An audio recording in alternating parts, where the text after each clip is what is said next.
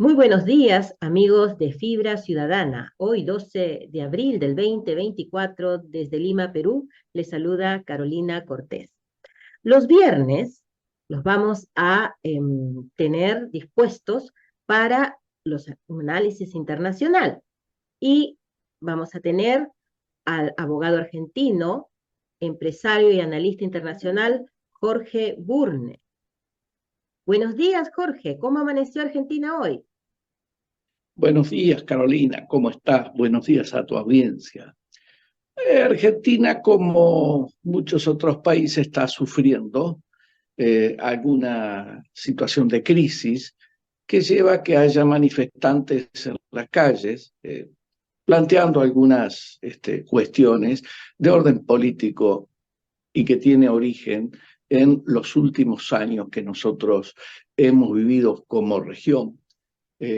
Con políticas de esto que se llamó, sí, digamos, comunismo, socialismo del siglo XXI, socialismo a seca, o como le quieran llamar.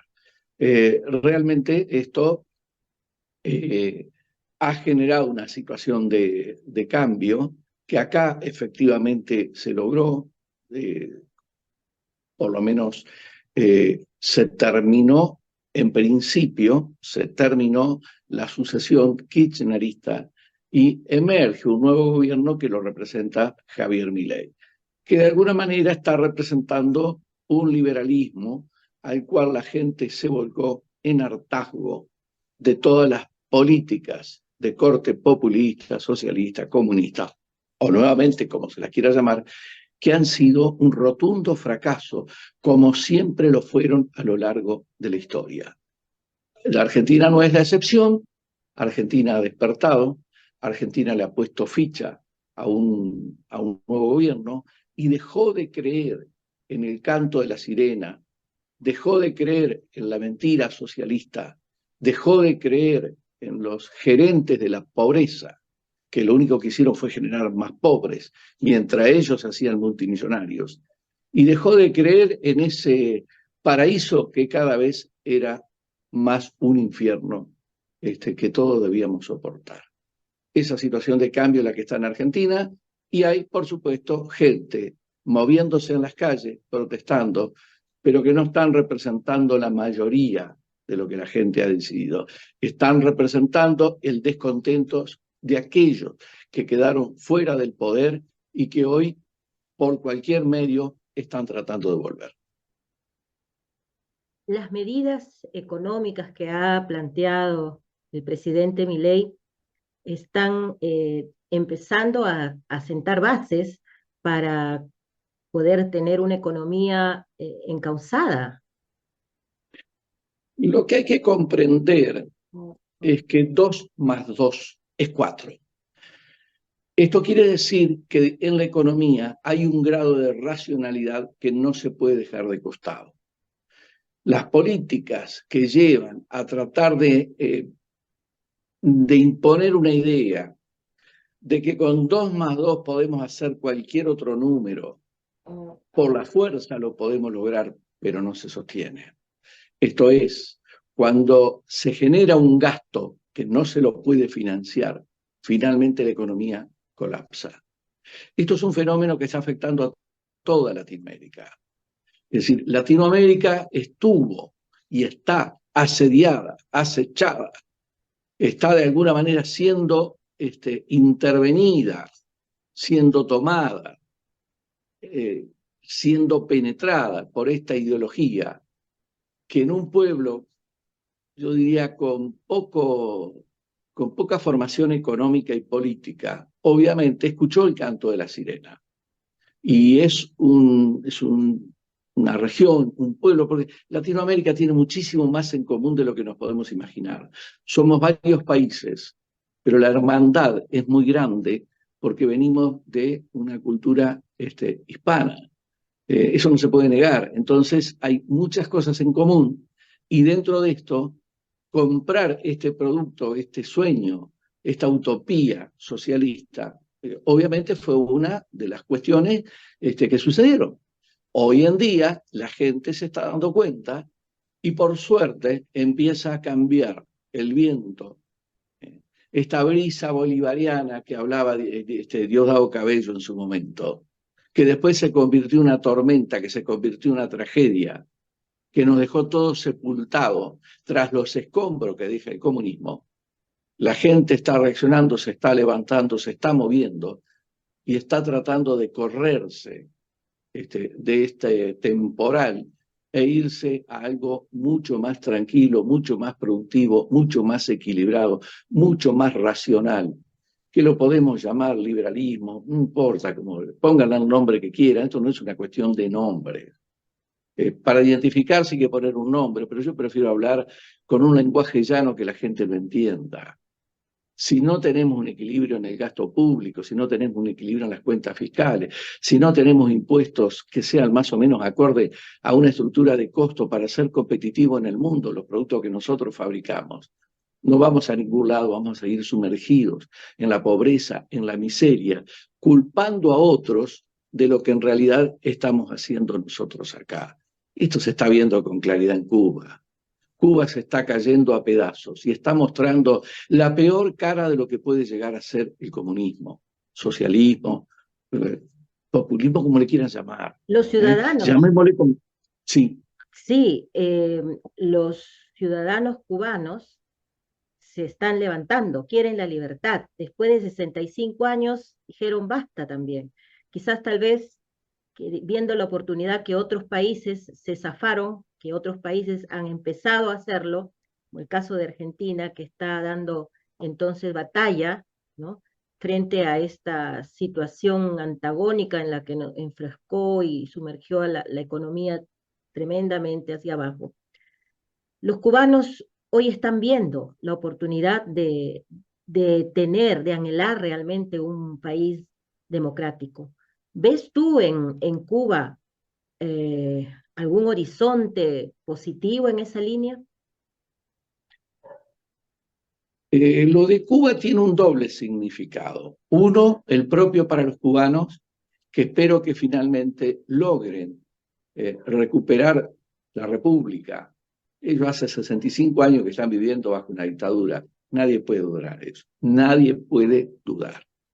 Una dictadura que también fue alimentada por algunos países occidentales, porque les convenía. Una dictadura que fue sostenida por algunas potencias, porque les convenía. A ellos, pero no al pueblo cubano y no a Latinoamérica. Cuba fue el foco de donde se proyectó comunismo a toda Latinoamérica. Cuba fue foco donde se financiaron, se prepararon muchos insurgentes revolucionarios que trajeron revoluciones sangrientas a Latinoamérica. Muchas de esas revoluciones todavía siguen. Nicaragua, Venezuela, clarísimo. ¿O qué me van a decir? ¿Que son países democráticos? No. Son dictaduras. Punto. Hace décadas que esta gente está en el poder y no se va. El kirchnerismo tuvo 2 décadas. Y dentro de todo, y gracias a que la población se movilizó para fiscalizar y encolumnarse detrás de un candidato que no estaba la gente muy convencida, pero que hoy lo adora, porque se dio cuenta que el cambio realmente fue significativo y empezó a proyectar un futuro diferente, no más miseria, no más hambre, no más control del Estado, no más sometimiento al poder estadual, a los políticos que son corruptos, que son delincuentes, que son narcotraficantes en algunos casos. La gente eso despertó. Es como que su cabecita empezó a abrirse y a darse cuenta. Y enhorabuena si desde Argentina, desde Uruguay mismo, con la calle Pou, o lo que está pasando en San Salvador con Bukele, todo esto es como que le está dando a Latinoamérica la visión de que es posible, que se puede, y se está logrando. Y Cuba hoy en día, yo creo que va en camino de lograrlo. No va a ser sencillo porque una dictadura tan consolidada, tan ramificada, con controles hasta en las manzanas, porque para eso ellos diseñaron las manzaneras o manzaneros, que son gente que tienen el control de los que habitan una manzana. Entonces tienen un control estricto, violento, que es la única manera que tienen de poder sostenerse en el poder. No es con el juego democrático de seducir por un proyecto, y cuando este no se cumple, en las próximas elecciones, la gente pone el voto, los vuela al diablo y viene otra propuesta, hasta que aparecen candidatos más o menos potables que saben gerenciar la cosa pública. Estos no saben gerenciar la cosa pública, si no, no estarían tan pasados de hambre, con tanta miseria, en oscura, sin salud, sin alimento. Estos son gerentes de pobreza, saben gerenciar el negocio en beneficio propio de su familia, de su bolsillo y de toda la claque que los rodea a los efectos de robar. Mientras tanto, millones de personas tienen que soportar ese sometimiento, y en todos estos países que he citado, más o menos, analicen, porque más o menos el 20% de la población ha emigrado en búsqueda de otros, digamos, de mejor destino, de mejor calidad de vida que no la encuentran en su país, porque ellos destruyen la economía. Y los emprendedores tienen que viajar, tienen que irse a otro lugar para poder crecer. Y son los que después terminan financiando a su familia empobrecida, que cuando hace esto, la remesa de dinero que envían, curiosamente, favorecen al régimen dictatorial, porque es dinero que entra de afuera, no porque exporten bienes y servicios, sino porque están mandando sus hijos, se están alejando y a veces por años no lo ven, y están recibiendo dinero que termina contribuyendo a consolidar el régimen. Venezuela, con que cada uno de los venezolanos que están en el exterior o en el exilio mande $100, el régimen de Maduro le ingresan a las arcas del Estado unos 8.000 millones de dólares por año. Es un lindo número para pensarlo. Tan solo con que cada venezolano en el exterior mande $100 por mes a su familia. Qué tremendo, Jorge.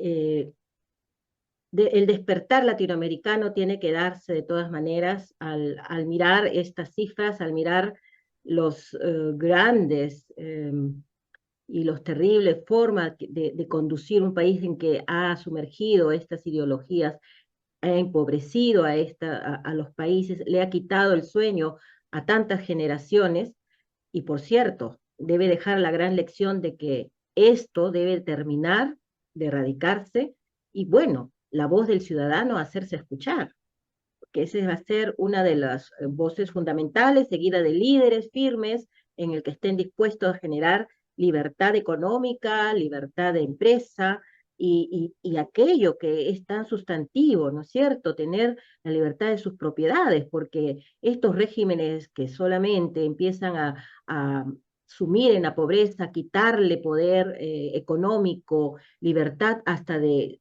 el pensamiento, pero también de sus propios negocios, de sus propias empresas o de su propiedad en sí, es desgastante. Y esa es una gran lección para Latinoamérica. ¿El despertar latinoamericano comenzó, Jorge? Yo estoy convencido que sí. Ahora, va a tener altibajos, va a llevar tiempo, porque este no es un fenómeno que sea de los últimos años. Argentina cae en este esquema desgraciado en la crisis de 1929, la cual nunca se terminó de reponer. Desde aquel momento tuvo altibajos, pero la pendiente fue negativa.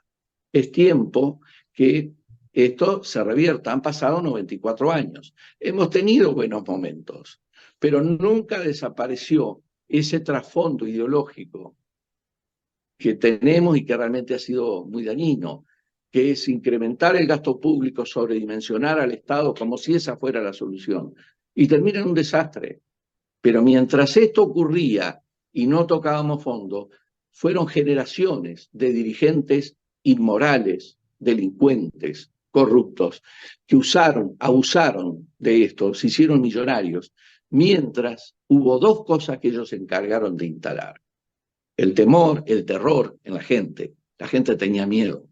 Hoy lo ha perdido. Cuba perdió el miedo por el hambre y porque está en oscuro y porque no hay salud, no tiene medicamento, no tiene libertad. Perdieron el miedo. Y cada vez es más gente la que pierde el miedo. Y cuando sea toda la población, Cuba va a ser libre. Es un problema cultural. Entonces, el miedo por un lado y el analfabetismo por el otro, porque ellos se han encargado de generar brutos e ignorantes. pero no lo son todos. No han podido. ¿En qué sentido brutos ignorantes? Economía y política son cosas, en el relleno de cualquier currícula que puedan tener, ellos van a poner cualquier materia, incluso de relleno, pero política y economía no se toca. Yo tuve la oportunidad de estar en Cuba, de estar en Venezuela, en otros países, pero me llamó la atención que determinados temas, insisto, economía y política no se tocan, y lo que se toca de economía y política tiene que ver solo con lo que el régimen baja. Es decir, lo único que se conoce es la política y la economía socialista, no hay otra cosa. Bien, la gente cree que ese es el único mundo posible que hay, porque después se encargan de cortar toda comunicación para que la gente no tenga acceso a otro tipo de información. Entonces aparece la censura como otro elemento, aparece la manipulación, que va de la mano de esto que cité antes, la venta de esta parcela en el paraíso que nunca llega.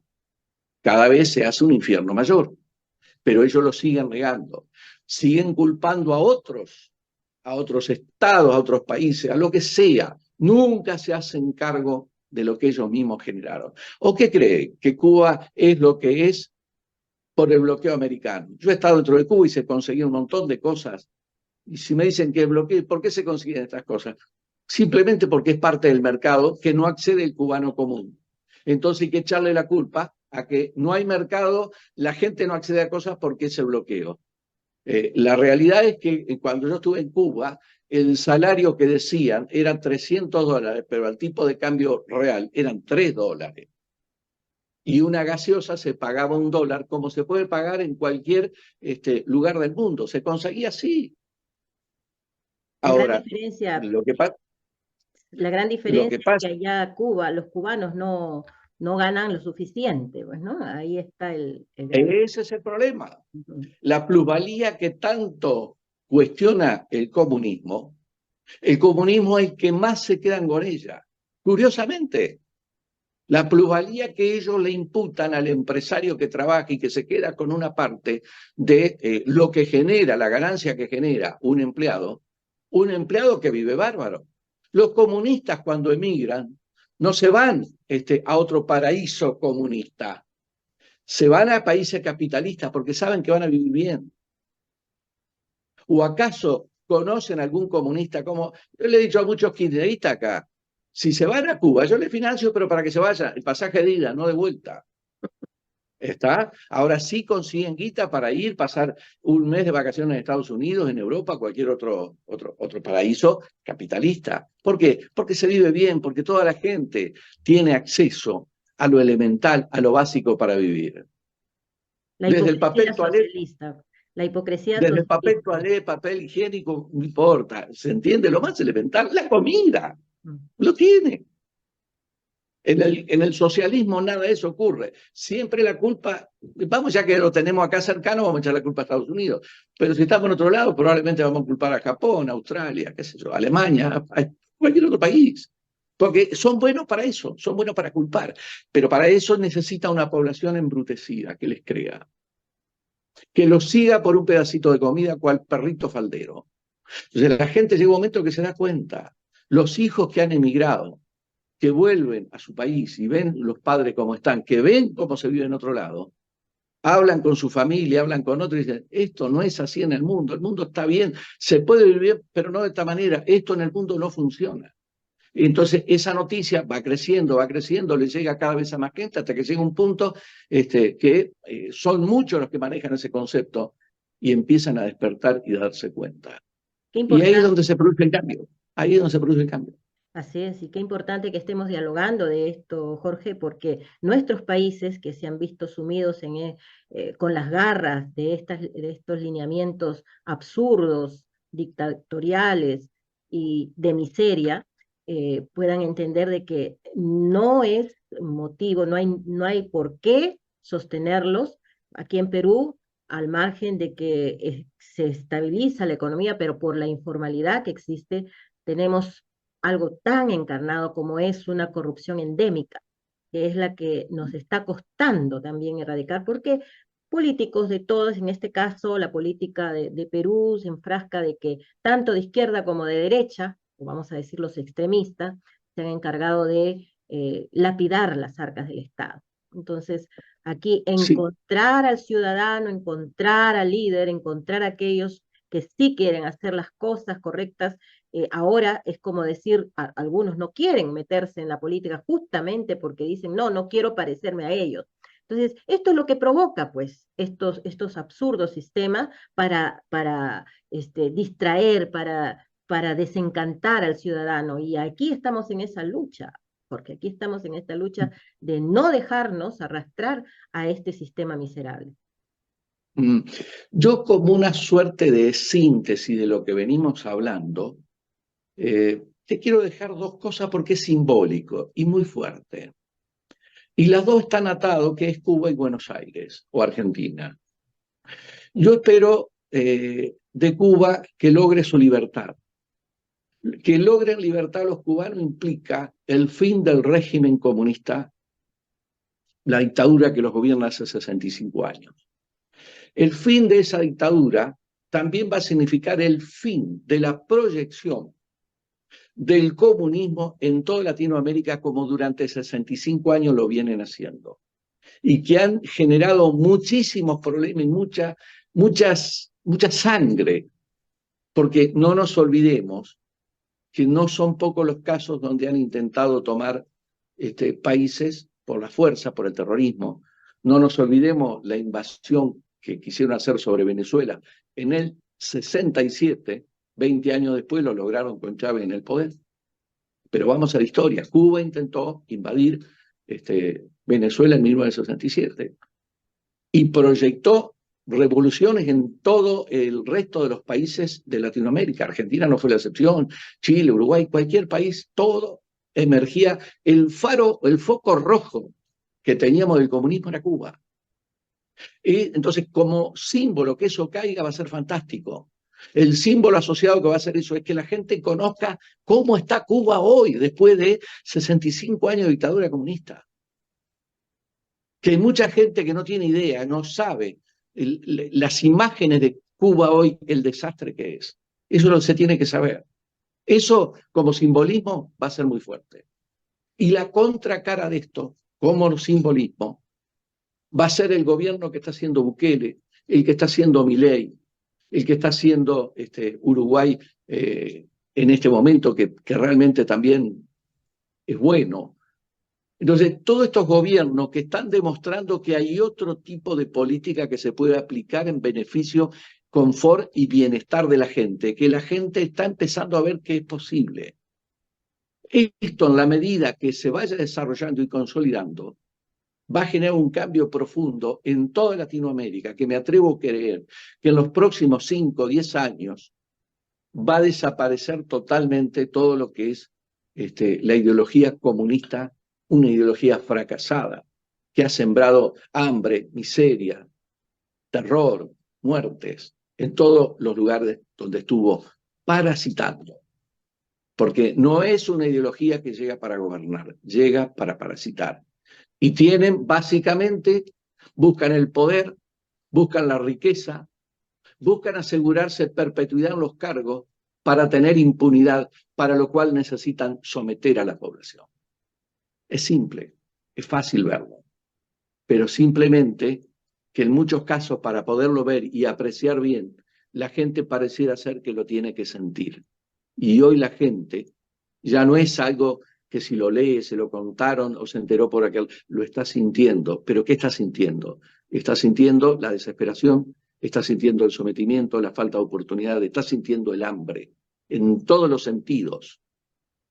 Hambre de justicia, hambre de comida, hambre de libertad, hambre de trabajo, hambre de prosperidad, hambre de equidad, no se tiene.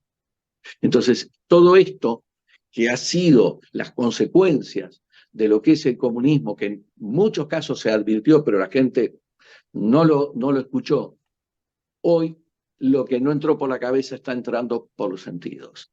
Y la gente está sintiendo el dolor, está sintiendo la angustia, está sintiendo la pena, la tristeza de lo que le ha traído esa ideología comunista que una vez que tomó el poder no le importó el medio para seguir tomando, seguir usufructuando de ese poder con apariencia democrática, pero sin serlo. Estamos viendo en Venezuela toda la manipulación que están haciendo para que la oposición no pueda presentarse. Que me digan si en Cuba alguna vez hubo un opositor. Y así lo vamos a ver con cada país comunista que nosotros podamos repasar. Enhorabuena que la gente se esté dando cuenta, enhorabuena que la gente esté sintiendo que esto no va y que estemos empezando a tener estos cambios, ya que estos cambios nos permiten tener expectativas favorables de un futuro venturoso por venir, que lo vamos a tener que trabajar, que no va a ser inmediato, no va a ser de un día para el otro, que nos va a llevar tiempo, pero que es posible porque va a haber otra gente. Y ahí tenemos también que tener un ejercicio democrático sabiendo elegir a los más aptos dentro de lo que tenemos como oferta política y no escuchar el canto de la sirena, que ese va a seguir estando. Va a seguir habiendo gente que va a ofrecer, como quien dice, el oro y el moro, una parcela en el paraíso que jamás la vamos a tener, pero ellos sí lo van a lograr.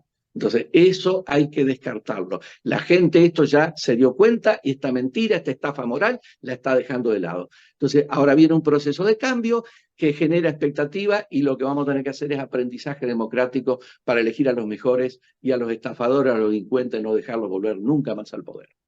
Sigamos alentando estos diálogos, Jorge, que permita que este despertar latinoamericano empiece a forjarse en cada país, que acorde a la realidad de cada país puedan levantar sus banderas de libertad y puedan sentir que pueden zafarse de este monstruo que lo único que hace es generar miserias y que bueno, si Cuba se liberta, si Cuba cae, entonces todo este monstruo, Exactamente. monstruo energúmeno, Empieza que acá se también. empiece a desmoronar para que pueda entonces salir a emerger las economías de los países como debe ser, porque los latinoamericanos, los países latinoamericanos tenemos recursos naturales, tenemos mucho poner en valor, pero con buenas políticas públicas, y eso es lo que nos está faltando. Te agradezco Así. esta oportunidad, Jorge. Nos encontramos el próximo viernes con más análisis sobre la vida política internacional. El agradecido soy yo, Carolina, un cariño grande para ti y para toda tu audiencia. Hasta pronto. Hasta pronto amigos, nos vemos. Buen fin de semana.